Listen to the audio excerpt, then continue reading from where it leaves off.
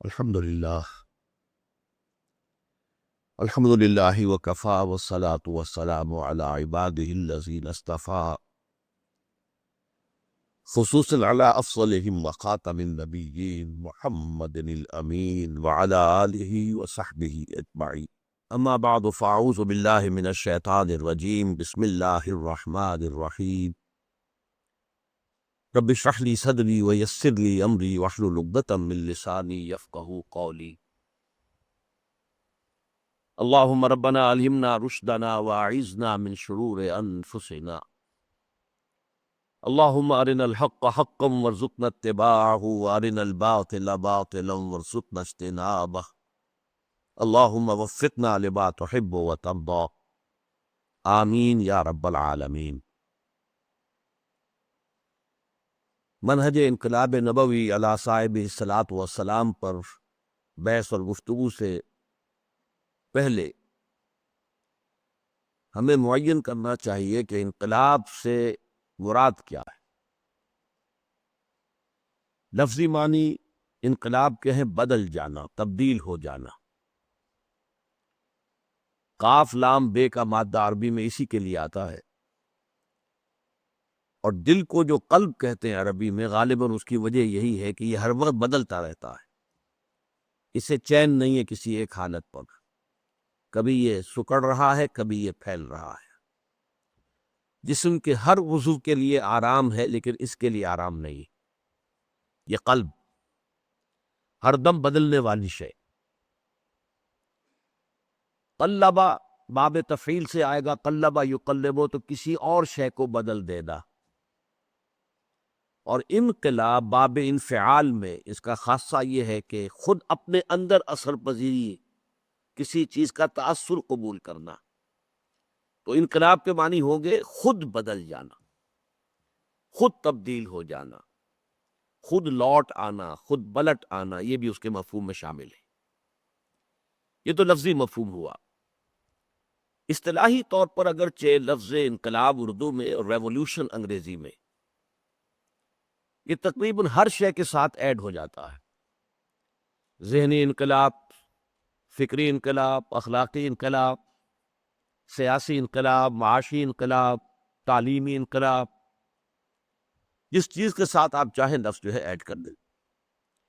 اسی طرح انگریزی میں بھی ریولوشن، اس کے لیے مختلف جو ہے الفاظ آ سکتے ہیں. البتہ تھوڑا سا فرق یہ ہے کہ اردو میں کسی ملک میں اگر فوج جو ہے وہ سویلین حکومت کا تختہ الٹ کر خود اقتدار پر قابض ہو جائے تو اسے ہم فوجی انقلاب کہتے ہیں. انگریزی میں اس کے لیے لفظ ریولوشن نہیں آتا. کوڈیٹا، ریولوشن اسے نہیں کہتے. لیکن یہ کہ یہ جو اصل اصطلاح جس کے حوالے سے آج ہمیں گفتگو کرنی ہے، اس کے اعتبار سے انقلاب کے معنی ہے انسانی معاشرے میں اجتماعی نظام میں کوئی بنیادی تبدیلی پیدا ہو جانا. اس کے پس منظر کو یوں سمجھیے کہ آج پوری دنیا میں یہ بات مانی جاتی ہے. ہم اسے تسلیم نہیں کرتے، لیکن دنیا میں مانی جاتی ہے کہ انسانی زندگی کے دو گوشے ایک دوسرے سے بالکل جدا ہیں. ایک مذہب کا معاملہ ہے، وہ خالص انفرادی معاملہ ہے. کوئی شخص جو چاہے بلیو کرے، خدا کو مانے نہ مانے، ایک کو مانے ہزار کو مانے، جو چاہے جس طرح چاہے اس کی پوجا پاٹ کرے، ورشپ کرے، عبادت کرے. اسی طریقے سے کچھ سوشل فنکشنز، کوئی رائٹس اینڈ ریچولز، یہ بھی جیسے چاہیں لوگ کر لیں. بچہ پیدا ہو تو خوشی کیسے منائے، شادی کرنی ہے تو کیسے سارگنائز کریں، کوئی فوت ہو گیا ڈیڈ باڈی کا کیا حشر کریں، اسے دفن کریں، جلائیں، کیا کریں. یہ ساری چیزیں جو ہیں یہ سوشل کسٹمز، یہ تو ہے انسان کا انفرادی معاملہ. ہر شخص کو اس میں کھلی آزادی ہے. یعنی عقائد نمبر ایک، بلیفس یا ڈاگما. پھر موڈز آف ورشپ، عبادات کے طریقے نمبر دو. سوشل کسٹمز نمبر تین. ان تینوں کو جمع کر لیجئے، بریکٹ کر لیجئے. یہ ہے انسان کی انفرادی زندگی کا معاملہ، جو شخص جس طرح چاہے کرے. امریکہ میں آپ کو کھلی آزادی ہے، مسلمان کی حیثیت سے آپ جو بھی عقائد ہیں وہ رکھیں، اور جو عبادات کرنا چاہتے ہیں کریں، جس طرح چاہیں عید منائیں، جس طرح چاہیں اپنے مردوں کو دفن کریں۔ لیکن دوسرا حصہ جو ہے انسانی زندگی کا اجتماعی، جس کے لیے عام طور پر 3 الفاظ استعمال ہوتے ہیں: دی پولیٹیکل سسٹم، سیاسی نظام; دی اکنامک سسٹم، اقتصادی یا معاشی نظام; دی سوشل سسٹم، معاشرتی نظام۔ اور بسا اوقات ان تینوں کو جوڑ کر ایک اصطلاح بنائی جاتی ہے، the politico socio economic system. انہیں جوڑ دیا جاتا ہے چھوٹے چھوٹے وہ اس کے درمیان لگا کر، دی پولیٹیکو سوشو اکنامک سسٹم، اس لیے کہ ظاہر بات ہے کہ حیات انسانی ایک وحدت ہے، تو یہ جو اجتماعی نظام ہے کسی معاشرے کے اندر، یہ بھی ایک وحدت کی حیثیت سے ہوتا ہے۔ اس کا جو سیاسی نظام ہوگا اس کے ساتھ ہی مطابقت رکھنے والا اس کا معاشی نظام ہوگا، اس کے ساتھ ہی مطابقت رکھنے والا اس کا معاشرتی نظام ہوگا۔ تو اب یہ بھی کہہ سکتے ہیں کہ یہ 3 نظام علیحدہ، اور یہ بھی کہہ سکتے ہیں کہ یہ تینوں مل کر ایک نظام بنتے ہیں، دی پولیٹیکو سوشو اکنامک سسٹم۔ تو انقلاب جس اعتبار سے ہمیں گفتگو کرنی ہے وہ یہ ہے کہ انسانی کسی معاشرے میں، کسی گیون علاقے میں، اس پولیٹیکو سوشو اکنامک سسٹم کے کم سے کم ایک پہلو میں کوئی بنیادی تبدیلی آئے تو اسے انقلاب کہتے ہیں۔ سیاسی نظام میں کوئی بنیادی تبدیلی آ جائے، معاشی نظام میں کوئی بنیادی تبدیلی آ جائے، معاشرتی نظام میں کوئی بنیادی تبدیلی آئے، تب تو انقلاب کہلائے گا۔ باقی عقائد میں تبدیلی آ گئی تو اس سے وہ انقلاب نہیں کہلاتا۔ اس کی سب سے بڑی مثال کیا ہے کہ سن 300 عیسوی کے لگ بھگ جو ایمپرر کانسٹنٹائن تھے، قسطنطین، جو اس وقت کے رومن ایمپرر تھے، وہ عیسائی ہو گئے۔ اس سے پہلے رومن امپائر میں عیسائیوں کو سخت پرسیکیوٹ کیا جاتا تھا۔ اب جب وہ خود شہنشاہ عیسائی ہو گیا اور پوری رومن امپائر عیسائی ہو گئی ایک دم، ماس کنورژن، اس سے بڑا جو ہے یوں سمجھیے کہ تبدیلی کا معاملہ مذاہب کی تاریخ میں کبھی نہیں ہوا۔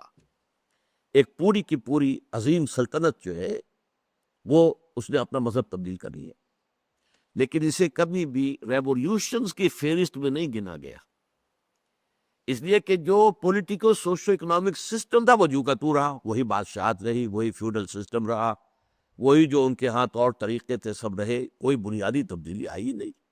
تبدیلی آئی ہوگی تو یہ ہے کہ بچہ پیدا ہو رہا ہے تو بیپٹائز کیا جائے گا، اسے چرچ میں جائیں گے، کچھ کوئی کسی طور سے پریئر ہوگی، بس اللہ اللہ کا صلی اللہ۔ باقی the political socio-economic system remained intact as it was۔ لہذا اسے کبھی بھی آپ نے نہیں سنا ہوگا رومن ریولوشن، نہیں۔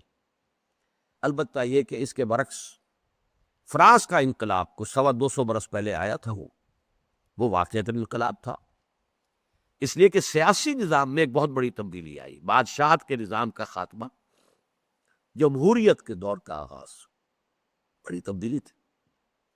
اسی طریقے سے بولشوک ریولوشن 1917 میں جو آیا روس میں، وہ بھی یقیناً انقلاب تھا، اس لیے کہ وہاں معاشی نظام میں بہت بڑی تبدیلی آ گئی کہ کوئی بھی ذرائع پیداوار جو ہے وہ انفرادی ملکیت میں نہیں رہیں گے، سب کے سب اجتماعی ملکیت میں ہوں گے۔ بڑی تبدیلی، ان دونوں سے ہم واقف ہیں اچھی طرح کہ یہ انقلابات ہیں، انقلابات عالم میں ان کا شمار ہوتا ہے۔ یہ کوالیفائی کرتے ہیں انقلاب کے لفظ کو، اس لیے کہ پولیٹیکو سوشو اکنامک سسٹم کے ایک پہلو پر یقیناً بہت بڑی تبدیلی اثر انداز ہوئی۔ اب اس حوالے سے جو بات سمجھنے کی ہے وہ یہ ہے، اس کو میری گفتگو کا دوسرا حصہ سمجھیے۔ پہلی بات تھی انقلاب کے لفظی معنی، لغوی معنی، literal meaning of revolution. Number دوسری وہ یہ کہ اس کا اصطلاحی مفہوم کیا ہے۔ جب اصطلاح کے طور پر لفظ انقلاب ہم بولتے ہیں تو اس کا معنی کیا ہے۔ اب نمبر 3 یہ تھے کہ اس مفہوم کو سامنے رکھ کر اگر ہم پوری انسانی تاریخ کا جائزہ لیں تو یہ بات بالکل نکھر کر سامنے آتی ہے کہ تاریخ انسانی کا عظیم ترین انقلاب وہ تھا جو محمد عربی صلی اللہ علیہ وسلم نے اب سے 1400 برس قبل جزیرہ نما عرب میں برپا کیا۔ یہ تمام انقلابات عالم کی فہرست میں دو اعتبارات سے نہایت ممیز ہے، ممتاز ہے، آؤٹ اسٹینڈنگ۔ نمبر ایک، یہ ٹوٹل ریولوشن تھا، اس میں ہر شے بدل گئی، یہاں تک کہ مذہب بھی بدلا، معاشرتی نظام بھی بدلا، سیاسی نظام بھی بدلا، معاشی نظام بھی بدلا، عقائد بھی بدلے، عبادات بھی بدلے، سوشل کسٹم بھی بدلے، چھ کی چھ چیزیں بدل گئی۔ باقی اس کے مقابلے میں ہم دیکھیں تو فرینچ ریولوشن میں صرف پولیٹیکل سسٹم بدلا، باقی عقائد وہی رہے، پہلے بھی کرسچنز تھے، بعد میں بھی کرسچنز تھے، وہی عقائد، باقی اور سوشل کسٹم بھی وہی رہے، کوئی تبدیلی نہیں ہوئی، محض ایک پولیٹیکل سسٹم میں تبدیلی آئی۔ اسی طریقے سے بولشوک ریولوشن میں صرف معاشی نظام بدلا ہے اور کچھ بھی نہیں بدلا، باقی عیسائی کے عیسائی رہے، وہی ان کے گرجے موجود رہے، سب کچھ تھا۔ اور کیا تبدیلی آئی؟ سوشل کسٹم میں بھی کوئی تبدیلی نہیں آئی، شادیاں اسی طریقے سے جیسے ہوتی تھی ہوئی۔ لیکن یہ ہے کہ ان دونوں کے پس منظر میں آپ جائزہ لیجئے تو حضور صلی اللہ علیہ وسلم کے انقلاب، آپ کے ذریعے جو انقلاب برپا ہوا، اس میں نے یہ الفاظ کہیں لکھے بھی ہیں کہ خوردبین لگا کے جائزہ لینا پڑے گا کہ کیا کوئی چیز ایسی رہ گئی کہ جو نہ بدلی ہو۔ عقائد بدل گئے، اخلاق بدل گئے، شب و روز کے انداز بدل گئے، اقدار بدل گئی، ویلیوز، دی ویلیو سسٹم، انسان کی معاشرت تبدیل ہو گئی، معاشی نظام تبدیل ہو گیا، معاشرتی ویلیوز کیا ہے، سماجی اقدار جنہیں کہ پروموٹ کیا جانا چاہیے وہ کون سے، سوشل ایونز کا کانسیپٹ کیا ہے جنہیں ریڈیکیٹ کیا جانا چاہیے، ہر شے بدل گئی۔ پھر سیاسی نظام بدل گیا، قانون بدل گیا، فوجداری قوانین بدل گئے، دیوانی قوانین بدل گئے، قانون شہادت بدل گیا، فیملی لاز بدل گئے، ہر شے بدل گئی۔ تو واقعہ یہ ہے کہ تاریخ انسانی کا صرف ایک انقلاب ہے کہ جو ٹوٹل ریولوشن ہے، باقی جتنے بھی بڑے بڑے نام ہم لیتے وہ سب کے سب پارشل ریولوشنز تھے۔ چنانچہ اس بات کی گواہی دی ہے مختلف لوگوں نے، دیکھیے ہم تو مسلمان ہیں، محمد کے کلمہ گو ہے صلی اللہ علیہ وسلم، ہم کو جتنی بھی ثنا کریں، حمد کریں، نعت کہیں، ہمارے لیے کم ہے۔ لیکن اصل بات یہ ہے کہ جو عربی کا ایک مقولہ ہے کہ الفضل ما شہدت بہ الاعداء، اصل فضیلت تو وہ ہوتی ہے جس کی گواہی دشمن دے، دشمن مانے کہ ہاں اس میں یہ فضیلت ہے، اس میں یہ بات بڑی اعلیٰ ہے، بہت عمدہ ہے، یہ ماننی پڑتی ہے۔ اس اعتبار سے اس صدی کے تین جو گواہ ہیں میں پیش کرنا چاہتا ہوں، جو مسلمان نہیں غیر مسلم۔ ایم این رائے، یہ ایک بہت بڑا کمیونسٹ لیڈر تھا، جو کمیونسٹ ریولوشن کے بعد کمیونسٹ انٹرنیشنل ایک پارٹی بنی تھی، جو کہ یوں سمجھیے کہ ٹوٹل دنیا کے اندر اس انقلابات کی نگرانی کرنے والی ایک وہ پارٹی تھی، اس کا یہ رکن تھا، بہت بڑا انقلابی آدمی۔ اس نے 1920 میں اسی لاہور میں لیکچر دیا تھا، بریڈ لا ہال میں، اب تو وہ ختم ہو چکا ہال، the historical role of Islam, اور اس میں اس نے کہا کہ تاریخ انسانی کا عظیم ترین انقلاب وہ تھا جو محمد نے برپا کیا صلی اللہ علیہ وسلم۔ ہندو ہے، کمیونسٹ ہے، حضور سے اس کا کوئی اعتقادی رشتہ نہیں ہے، لیکن حقائق کے اعتبار سے، تاریخ کے اعتبار سے جو حقائق ہے ان کو ماننا اور تسلیم کرنا جو ہے وہ ضروری۔ یہ کتاب اب بھی انڈیا میں چھپتی ہے، ہسٹوریکل رول آف اسلام، ہمارے یہاں نہیں دستیاب۔ پھر آئیے ایچ جی ویلس، یہ مشہور ہے، انگلش ایک مصنف ہے، یہ انگریز، زیادہ اس کی شہرت ہے سائنٹیفک فکشن کے حوالے سے، اس نے کہانیاں لکھنی شروع کی تھی کہ آئندہ جو ہے سائنس کی ترقی ایسے ہوگی تو یوں ہو جائے گا، ابھی وہ ترقیاں ہوئی نہیں تھیں، یہ خواب دیکھا تھا، اسے کہتے ہیں سائنٹیفک فکشن۔ لیکن اس نے تاریخ انسانی پر بھی دو کتابیں لکھی ہیں، short history of the world اور دوسری ہے concise history of the world, اور بہت عمدہ ہے کتاب، اس میں کوئی شک نہیں۔ مطلب یہ کہ ایک والیوم میں آپ پوری انسانی تاریخ کو اگر دیکھنا چاہیں، ورنہ تو نہ معلوم کیا کچھ پڑھنا پڑے گا انسان۔ Concise history of the world میں اس نے جب حضور پر چیپٹر جب اس نے لیا تو اگرچہ بعض اعتبارات سے شدید رقیق حملے کیے حضور پر، خاص طور پر تعدد ازدواج جو ہے، حضور نے شادیاں کی۔ اب ظاہر بات ہے کہ یہ عیسائی ہے، ان کے نزدیک تو عظیم ترین شخصیات دو ہے، عیسیٰ اور یحییٰ علیہ الصلوۃ والسلام، دونوں نے ایک شادی بھی نہیں کی۔ حضرت عیسیٰ کی شادی نہیں ہوئی، ہوگی جب دوبارہ آئیں گے ان کی شادی بھی ہوگی، اولاد بھی ہوگی، لیکن اس وقت تو نہیں ہوئی۔ وہ تو اسی عیسیٰ سے واقف ہے۔ یحییٰ علیہ الصلوۃ والسلام، انہوں نے بھی شادی نہیں کی۔ تو ان کے یہاں تو تصور یہ کہ شادی کرنا ہی گھٹیا کام ہے۔ دینی اور روحانی اعتبار سے تو اونچے لوگ وہ ہوتے ہیں جو ساری عمر تجرد کی زندگی بسر کرے، شادی نہ کرے۔ یہ گھر گرستی یہ کیا ہے؟ اور حضور نے بھرپور جو ہے عائلی زندگی گزاری ہے۔ اس حوالے سے یہ کڑوی گولی ان کے حلق سے نیچے نہیں اترتی، تو میں انہیں معذور سمجھتا ہوں۔ لیکن اس نے بڑے رقیق حملے کیے ہیں، بالکل جیسے کہ سلمان رشدی نے کیے، ایسے کیے۔ اور یہ میں نے اس لیے آپ کو بتا دیا کہ یہ اسٹیبلش ہو جائے کہ وہ دشمن ہے، وہ حضور کا عقیدت مند نہیں ہے۔ الفضل ما شہدت بالاعداء، اس کا تقاضا یہ ہے کہ پہلے اسٹیبلش ہو جائے کہ ایچ جی ویل جو ہے وہ حضور کا عقیدت مند نہیں ہے، دشمن ہے۔ لیکن یہی ایچ جی ویلز ہے کہ جو پھر آخر میں اس چیپٹر میں حضور صلی اللہ علیہ وسلم کا جو خطبہ حجۃ الوداع ہے اس میں سے کوٹیشن دیتا ہے، لا فضل لعربی علی عجمی ولا لعجمی علی عربی ولا لاحمر علی اسود ولا لاسود علی احمر الا بالتقوی۔ کسی عرب کو کسی عجمی پر کوئی فضیلت نہیں، کسی عجمی کو کسی عرب پر کوئی فضیلت نہیں، کسی گورے کو کسی کالے پر کوئی فضیلت نہیں، کسی کالے کو کسی گورے پر کوئی فضیلت نہیں سوائے تقوی کے۔ یہ الفاظ لکھ کر اور پھر وہ یہ کہتا ہے کہ although the sermons of human fraternity, freedom and equality were said before also, we find a lot of such sermons in Jesus of Nazareth۔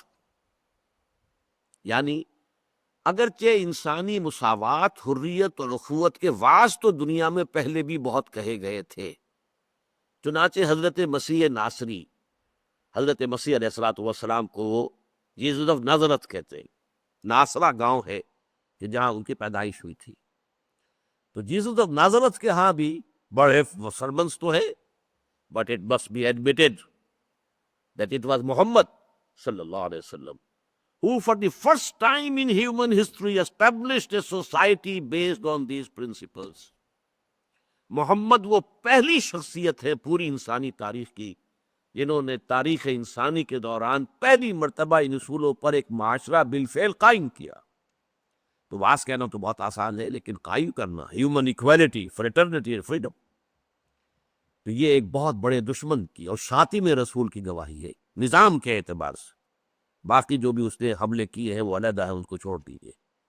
لیکن ایک بات نوٹ کر لیجئے کہ جو جدید ایڈیشن اس کا اب اس کتاب کا مل رہا ہے بازار میں، اس میں سے یہ حصہ نکال دیا گیا ہے۔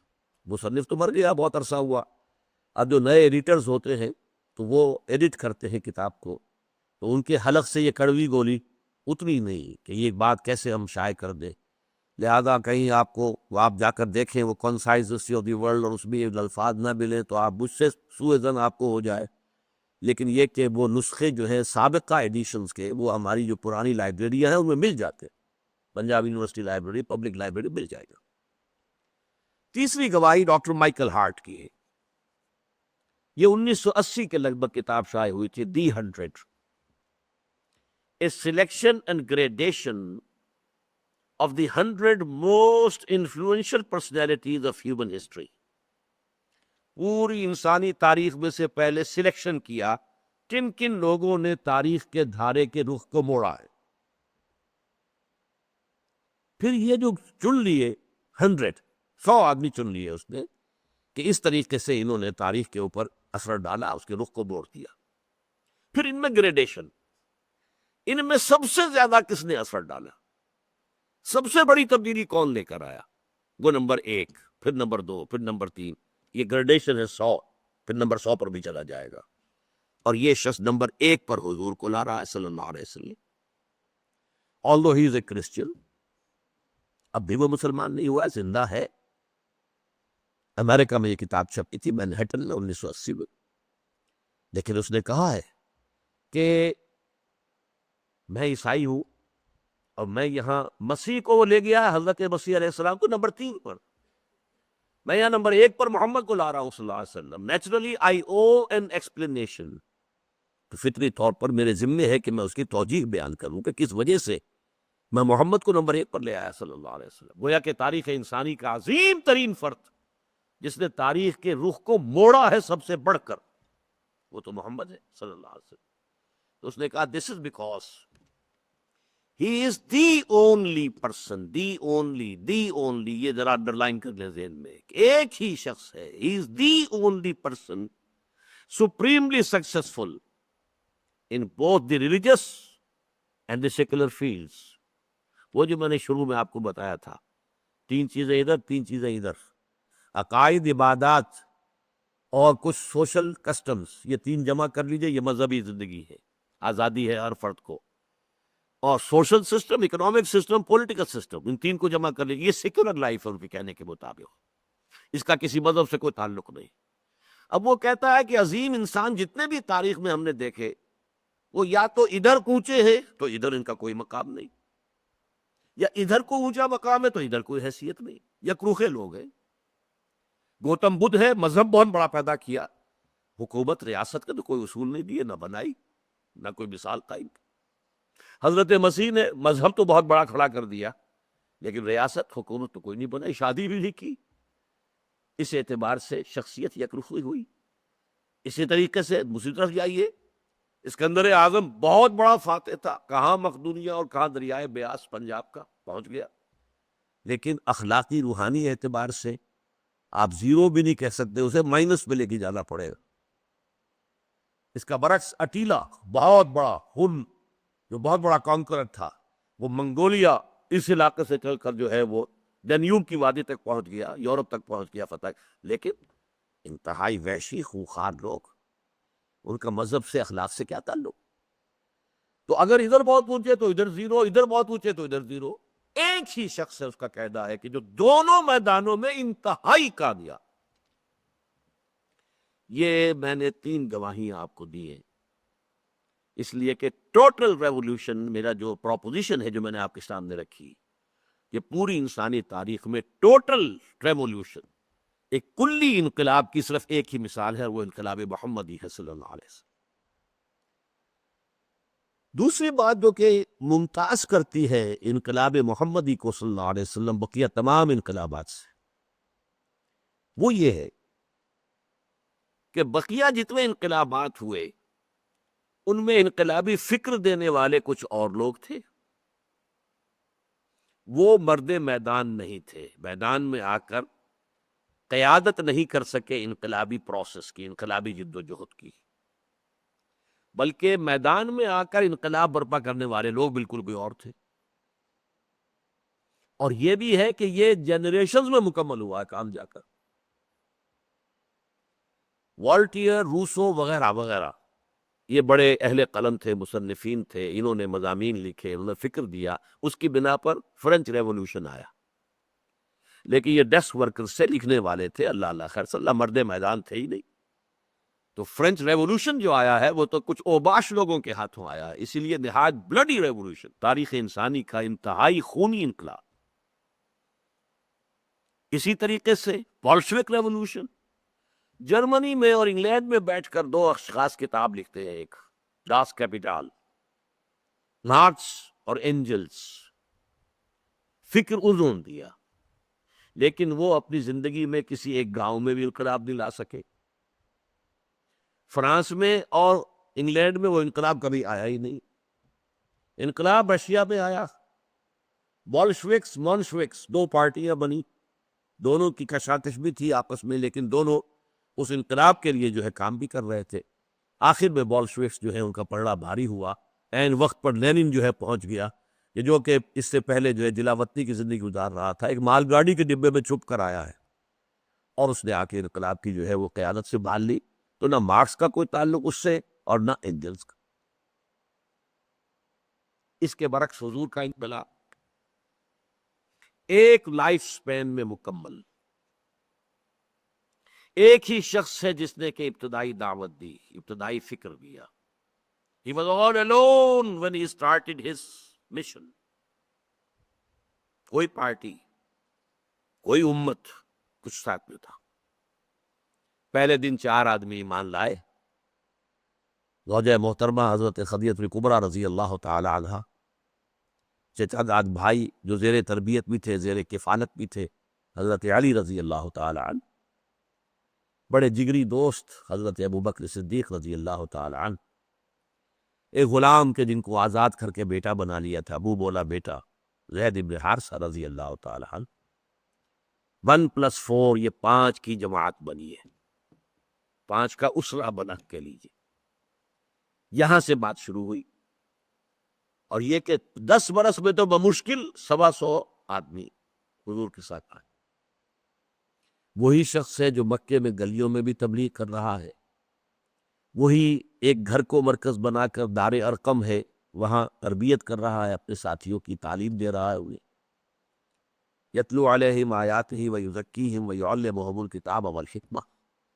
جو رول بعد میں مدینے میں مسجد نبوی کا ہوا وہ دار ارقم کا تھا، مکہ مکرمہ میں وہ مرکز تھا چھوٹا سا، اور کھلے میں تو جا کر وہ نماز نہیں پڑھ سکتے تھے، لیکن گھر میں تو پڑھ سکتے تھے۔ یہ پھر جو بھی مشکلات آئیں، جو بھی مصائب آئے، وہ ساری مشکلات آئیں جو کسی ریولوشنری پروسیس میں آتی ہے۔ پھر اس کے بعد یہی شخص، وہی شخص جو پھر آرمیز کو کمانڈ کر رہا ہے صلی اللہ علیہ وسلم۔ اب حضرت مسیح نے اسٹریٹ پریچنگ تو کی ہے، لیکن کبھی وہ کسی آرمی کو کمانڈ کرتے ہوئے تو نظر نہیں آئے۔ البتہ گلیوں میں آپ نے تبلیغ کی ہے، تبلیغ حضور نے گلیوں میں بھی کی، اور فوجوں کی قیادت بھی کی، سپہ سالاری بھی کی۔ وہی شخص جو ہے پھر ایک ہیڈ آف دی اسٹیٹ بن کر سامنے آتا ہے مدینے میں، بہت بڑا اسٹیٹس مین بن کر سامنے آتا ہے۔ یہ سارے مراحل ایک ہی شخص کی رہنمائی میں درجہ تکمیل کو، پایہ تکمیل کو پہنچے، اس کی تو کوئی مثال ناممکن ہے کہ پوری تاریخ انسانی میں آپ کو مل سکے۔ یہ بھی ممیز ہونے کا، ممتاز ہونے کا ایک پہلو ہے۔ اس سے اب ان 2 چیزوں سے، یہ جو ہماری تیسری بحث چل رہی تھی، اس میں جو 2 حصے ہو گئے کہ انقلاب محمدی صلی اللہ علیہ وسلم جو ہے وہ 2 اعتبارات سے ممتاز ہے۔ نمبر 1 یہ ٹوٹل ریولوشن تھا، نمبر 2 یہ ریولوشن ایک ہی شخص کی قیادت میں اور ایک ہی انسانی زندگی کا جو بھی دورانیہ ہوتا ہے، لائف سپین، اس کے اندر ابتدا سے تکمیل تک کے سارے مراحل طے کر گئے۔ ان 2 کا ایک نتیجہ نکلتا ہے۔ اگر آپ یہ جاننا چاہیں کہ پروسیس آف ریولوشن ہے کیا، انقلابی عمل کسے کہتے ہیں، تو واحد سورس ہے سیرت محمدی صلی اللہ علیہ وسلم۔ ظاہر بات ہے اور کوئی شخص میدان میں ہے ہی نہیں، کس سے سمجھیں گے؟ مارکس نے، اینجل نے تو کتاب لکھ دی تھی، اللہ اللہ خیر صلی اللہ، آگے کوئی انقلاب تو برپا کیا ہی نہیں۔ والٹیر روسو نے کتابیں لکھ دی، مضامین لکھ دیے، لیکن یہ کہ اس سے آگے تو ان کا کوئی رول نہیں۔ جن لوگوں نے انقلاب برپا کیے ان کا کوئی رول اس اعتبار سے نہیں ہے کہ انہوں نے لوگوں کی تربیت کی ہو، کوئی نہیں۔ ایک پبلک ایک مہم چلائی ہے، ایک ماس موومنٹ، اس میں لوگوں نے یقین قربانیاں دی ہیں، تبھی انقلاب آیا ہے، لیکن یہ کہ وہ یک رخی زندگی ہے۔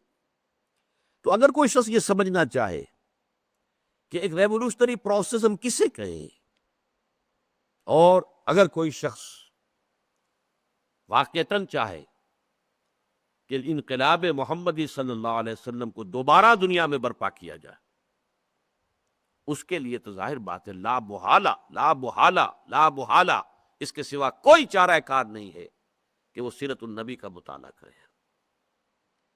اگرچہ سیرت النبی کے مطالعے کے 2 انداز بالکل مختلف ہوں گے۔ 2 الفاظ آپ نے سنے ہوں گے، ایک مضمون ہے ہسٹری، ایک ہے فلسفی آف ہسٹری، دونوں بڑا فرق ہے۔ تاریخ میں تو آپ کو یہ معلوم ہے کہ فلاں سن میں یہ ہو گیا، فلاں جنگ ہوئی، اس میں وہ جیت گیا، وہ ہار گیا، یہ ہو گیا، یہ وہ کھیڑ پچھاڑ ہو گیا، وہ تہذیب ابھر آئی، یہ تہذیب گر گئی، ٹھیک ہے، ہسٹری۔ لیکن یہ کیوں ہوا، کوئی ابھرا تو کیوں ابھرا، کوئی گرا تو کیوں گرا، بٹوین دی لائنز ریڈ کرنا، بین السطور میں دیکھنا، جھانک کر کہ یہ حالات و واقعات جو ہوئے ہیں ان کے پیچھے کیا ہے، اسباب و علل کیا ہے۔ اس اعتبار سے سیرت کا مطالعہ محض سیرت کے اعتبار سے نہیں بلکہ فلسفہ سیرت کے اعتبار سے. اور اس سے میری مراد کیا ہے کہ ہم جائزہ لیں کہ انقلابی عمل کے کیا سٹیجز ہیں کہ جو سیرت محمدی صلی اللہ علیہ وسلم سے ہم اخذ کر سکتے ہیں، اور یہ کہ ہر سٹیج کے کیا تقاضے تھے جو پورے کیے گئے، اور کسی ایک سٹیج سے دوسری سٹیج میں جانے کے لیے کیا کرائیٹیرین تھا کہ اب یہ سٹیج پوری ہو گئی، اب اگلے سٹیج پر ہم جاتے ہیں.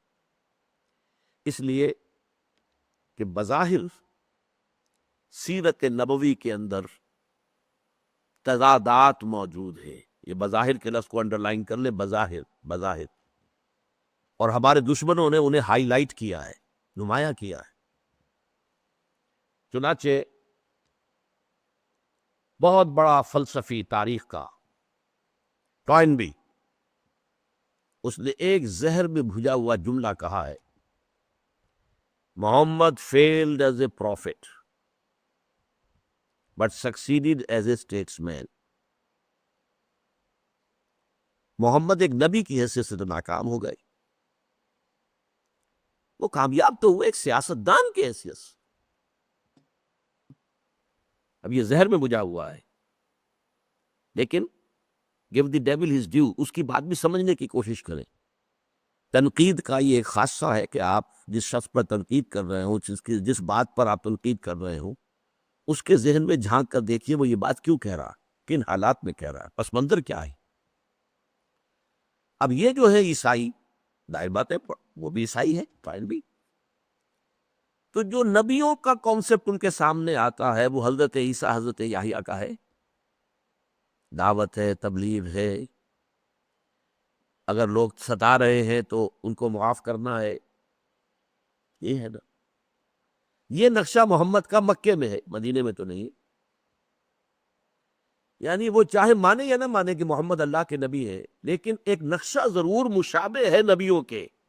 جو مکی دور میں حضور کی شخصیت کا جو ہیولہ سامنے آتا ہے، جو آپ کی مصروفیات کا جو نقشہ سامنے آتا ہے، وہ کسی نہ کسی درجے میں مشابہ ہے انبیاء کے نقشے سے. وہی آپ گلیوں میں بھی جا رہے ہیں، لوگوں کو خطاب کر رہے ہیں، لوگ ستا رہے ہیں، کوئی کہہ رہا ہے پاگل ہو گئے، کوئی کہتا ہے یہ مجنون ہے، سب ساری چیزیں. لیکن مکے میں تو آپ ناکام ہو گئے، وہاں سے تو آپ کو نکلنا پڑا جان بچا کر. 3 روز تو آپ غار ثور کے اندر کوش رہے، گویا کہ وہاں تو ناکام ہو گئے، بحیثیت نبی وہ ناکام ہو گئے.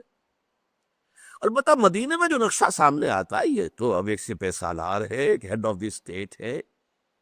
اللہ تعالیٰ نے ایسے حالات پیدا کر دیے کہ مدینے میں داخلہ ہی ہوا ہے بے تاج بادشاہ کی حیثیت سے، لہذا یہاں کامیاب ہے. تو he failed as a prophet but succeeded as a statesman. اسی کو مزید ہائی لائٹ کرنے کے لیے پروفیسر منٹگومری واٹ نے سیرت پر 2 کتابیں لکھی تھی، محمد at Mecca, Muhammad at Medina. اب دیکھیے یہ ان کی شرارت، اس تضاد کو نمایاں کرنے کے لیے یہ سائملٹینیس کنٹراسٹ کہ مکے والا محمد تو کچھ اور نظر آتا ہے، مدینے والا محمد کچھ اور نظر آتا ہے. محمد at Mecca, Muhammad at Medina.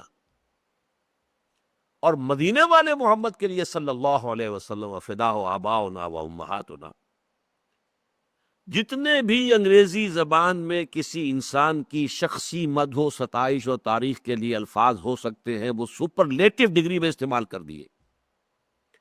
بہت دور اندیش، بہت معاملہ فہم، بہت حالات کو صحیح طور پر پہچان لینے والے، بہت اچھے سپہ سالار، بہت اچھے حکمران، سارے جتنے بھی ہیں سپرلیٹو استعمال کرتے. لیکن یہ سب کے سب در حقیقت حضور صلی اللہ علیہ وسلم کی شخصیت مبارکہ کا وہی پہلو ہے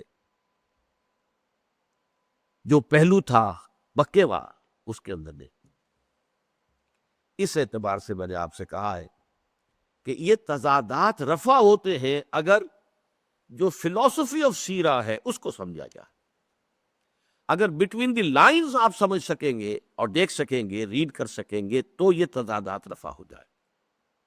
اسی طرح کا ایک اور تضاد ہے، آپ کو معلوم ہے صلح حدیبیہ ہوئی سن 6 میں، اور حضور نے بظاہر گر کر صلح کی، بڑی ان ایکول ٹرمز تھی، لہذا مسلمانوں کا خون کھول رہا تھا غصے سے، ہم کیوں دب کر صلح کر رہے ہیں جبکہ ہم حق پر ہیں؟ الحق یعلو ولا یعلی علیہ، حق کا تو یہ حق ہے کہ وہ سربلند ہو جائے کہ کوئی اور اس کو اوپر بلند تر ہو جائے، لیکن حضور نے صلح کی، دب کر کی۔ لیکن 1 سال کے بعد جب مکے والوں اور ان کے حواریین کی طرف سے وہ صلح توڑ دی گئی، اب وہ مکے کا سردار ابو سفیان چل کر مدینے آیا ہے ود ریکویسٹ کہ اس کی تجدید ہو جائے، صلح دوبارہ پختہ کر دی جائے۔ اب حضور نہیں کر رہے، وہ سفارشیں بھی ڈلوا رہا ہے تو حضور نہیں مان رہے۔ کیوں؟ کچھ دیر پہلے گر کر صلح کر رہے ہیں، اور یہاں سردار آ رہا ہے، خوشامد کر رہا ہے، سفارشیں ڈلوا رہا ہے، صلح نہیں کر رہے۔ تو ایک کنٹراسٹ ہے، ایک تضاد ہے۔ How do you resolve it? یہ کیسے نفع ہوگا؟ یہ نفع ہوتا ہے در حقیقت اسی سے جس کا میں نے نام رکھا ہے فلاسفی آف سیرہ، یا سیرت کے بین السطور جھانک کر پڑھ سکنا۔ فلاں وقت یہ ہو رہا تھا تو کیوں ہو رہا تھا، حکمت کیا تھی؟ اس انقلابی عمل کے تقاضے ہیں کہ جو ہر وقت جو ہے فیصلہ کروا رہے ہیں کہ اس وقت اس انقلابی پروسیس کا تقاضا یہ ہے، اس وقت دب کر صلح کر لینی چاہیے۔ اب وہی انقلابی پروسیس یہ ڈکٹیٹ کر رہا کہ نہیں، اب صلح کرنے کا مطلب صرف یہ ہے کہ کفر کو آپ ایک فریش لیز آف ایگزسٹنس دے دیں، ورنہ کفر میں اب مقابلے کی طاقت ہے ہی نہیں۔ اب صلح کرنے کا مطلب ہے کہ خامخواہ اسے آپ لیز آف ایگزسٹنس دے رہے ہیں۔ تو اصل شے کیا تھی؟ انقلاب۔ اس لیے کہ محمد رسول اللہ کا مقصد بعثت یہ تھا، هو الذی ارسل رسولہ بالہدی ودین الحق لیظہرہ علی الدین کلہ، وہی اللہ جس نے بھیجا اپنے رسول کو صلی اللہ علیہ وسلم الہدا، کتاب ہدایت قرآن دے کر، ودین الحق، اور دین حق دے کر، جو ایک نظام عدل و قسط ہے، the politico socio economic system based on justice and fair play, تاکہ غالب کرے اسے تمام کے تمام نظام زندگی پر۔ یہ انقلاب کا ایک عمل تھا۔ تو انقلاب کا تقاضا تھا، اس کے تحت جس وقت جو کرنا پڑا وہ آپ نے کیا ہے۔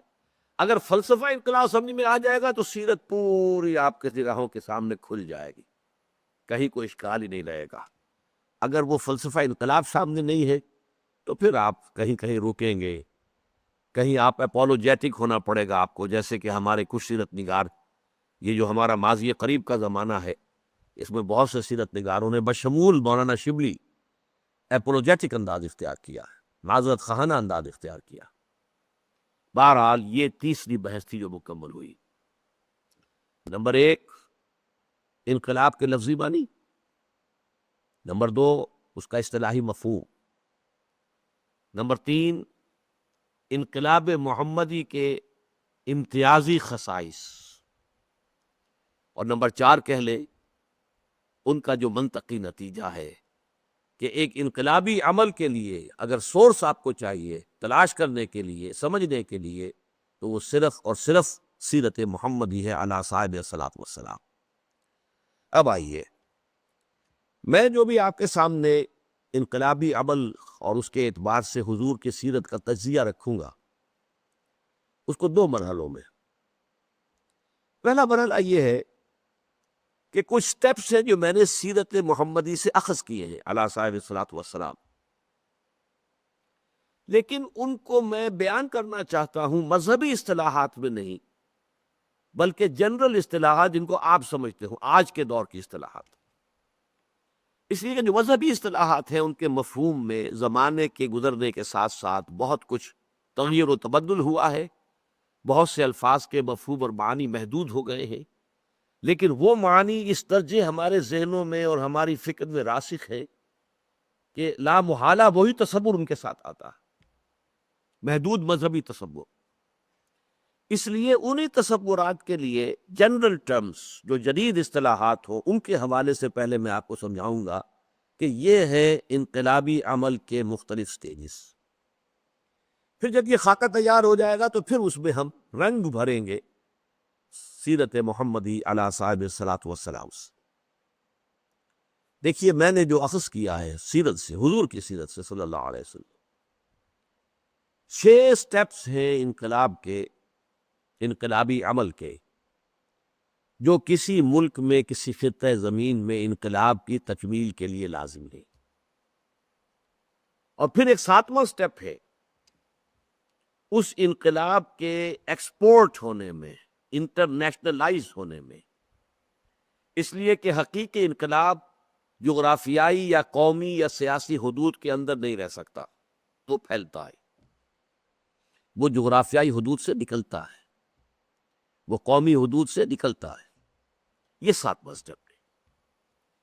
پہلے 6 سٹیپس جو ہیں وہ کسی ایک علاقے میں، کسی ایک خطے میں، کسی ایک ملک میں انقلاب کے عمل کے لیے وہ 6 سٹیجز ہیں جو میں نے اخذ کی ہے سیرت محمدی سے صلی اللہ علیہ وسلم، لیکن جنہیں میں عمومی اصطلاحات کے حوالے سے آپ کے سامنے رکھوں گا۔ پہلا سٹیپ، کوئی انقلابی نظریہ ہونا چاہیے جس کی اشاعت کی جائے۔ ظاہر بات ہے کہ ہر نظام کی بنیاد کسی نظریے پر ہوتی ہے۔ کمیونزم کی بنیاد مارکسزم پر تھی۔ مارکسزم ایک فلسفہ تھا، ایک نظریہ تھا، اس کی بنیاد پر جو نظام بنا وہ کمیونزم ہے۔ تو کوئی نہ کوئی انقلابی نظریہ ہونا چاہیے، انقلابی فلسفہ ہونا چاہیے جس کو عام کیا جائے۔ یہ پہلا سٹیپ ہے۔ البتہ اس میں 2 چیزیں اس انقلابی نظریے کی کوالیفیکیشن کے لیے۔ نمبر 1، وہ انقلابی نظریہ واقعتاً انقلابی ہونا چاہیے، اس معنی میں کہ جو existing politico socio economic system ہے اس وقت ملک کے اندر، اس کی کسی نہ کسی ایک جڑ کے اوپر وہ کلہاڑا بن کر گرتا ہو، ورنہ وہ انقلابی نہیں ہے۔ ایگزسٹنگ نظام پر آپ کلہاڑی چلائی نہیں رہے تو انقلاب کا کیا سوال ہے؟ چاہے سیاسی نظام پر، چاہے معاشی نظام پر، چاہے سماجی نظام پر کلہاڑے کی طریقے سے وہ گرے، تب وہ حقیقت میں ایک انقلابی نظریہ ہے، ورنہ وہ ایک سرمن ہے، وعظ ہے، اخلاقی تعلیم ہے۔ انقلابی نظریہ وہی ہوگا جو existing politico socio economic system کے کسی نہ کسی بنیادی جڑ کے اوپر وہ تیشے کا کام دے۔ نمبر 2، بہتر تو یہ ہے کہ وہ انقلابی نظریہ نیا ہونا چاہیے، جو اپنی اصطلاحات نئی وضع کرے گا، اپنی ٹرمینالوجی نئی وضع کرے گا اور اسی کے حوالے سے اپنی دعوت کو پھیلائے گا۔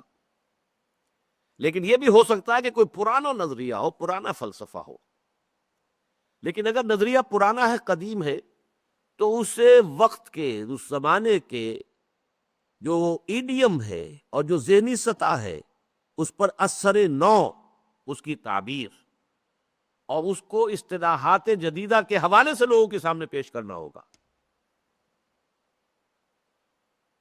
ری انٹرپریٹیشن اسی نظریے کی according to the current medium and according to the level of understanding, level of consciousness of that society، آپ کو اس نظریے کو ری انٹرپریٹ کرنا پڑے تاکہ وہ آپ کے معاشرے کے اندر لوگ سمجھے اسے، اور وہ انقلابی پیغام جو ہے وہ لوگوں کے ذہنوں تک پہنچے۔ یہ 2 شرائط اگر پوری نہیں ہوتی تو پھر وہ انقلابی نظریہ نہیں ہے، کسی انقلاب کا نقطہ آغاز نہیں بن سکتا۔ اور تیسری بات اس ضمن میں یہ نوٹ کیجئے کہ پھر اس زمانے میں جو بھی ذرائع ابلاغ اویلیبل ہوں ان سب کے ذریعے سے اسے پھیلانا ہوگا۔ اب ایک وقت میں نہ لاؤڈ سپیکر تھا، نہ چھاپے خانہ تھا، لیکن جو بھی ذریعہ تھا، اسٹریٹ پریچنگ تھی، کہیں کھڑے ہو کر تقریر کر دینا، لوگوں کو مجمع کے اندر خطاب کو، ٹھیک ہے کیجیے، واٹ ایور از اویلیبل۔ آج اگر آپ کے پاس وسائل و ذرائع ہے، پرنٹ میڈیا ہے، الیکٹرانک میڈیا ہے، جو ذرائع بھی ہے، اگر آپ انہیں استعمال نہیں کرتے تو گویا کہ آپ اپنے انقلاب کے پاؤں پر کلہاڑی خود مار رہے ہیں۔ You have to use all the available means of communication کہ جس کے ذریعے سے آپ اس انقلابی نظریے کو ایک بہت بڑے پیمانے پر اس معاشرے کے اندر پھیلا دیں۔ اقول قولی ھذا واستغفر اللہ لی ولکم ولسائر المسلمین والمسلمات۔